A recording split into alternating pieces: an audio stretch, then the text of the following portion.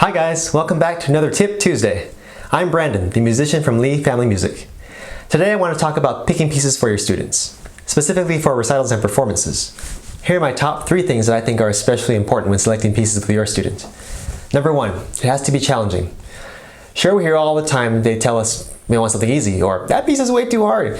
But in the end, if it's too easy, they'll lose interest and get bored. We want them to feel like they're being pushed, but maybe not to their limits. That brings us to number 2. The student has to be capable of executing the piece successfully. We want to make sure that they can physically play any passages in the piece, with some practice of course. For example, if the student is young and has smaller hands, it may not be so wise to select pieces with large chords or octaves. You want to set them up for success.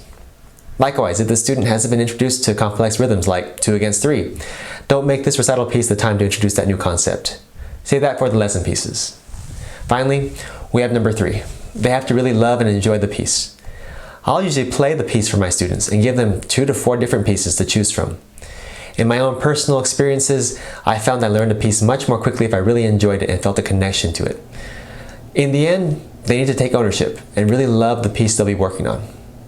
To recap, the piece needs to be challenging. They must be able to execute all the aspects with practice successfully and have a love and enjoy what they're playing.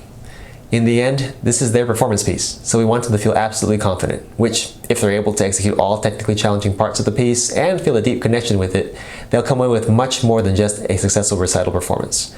It will really shape them in their lives beyond the piano and give them a strong sense of self-value and achievement.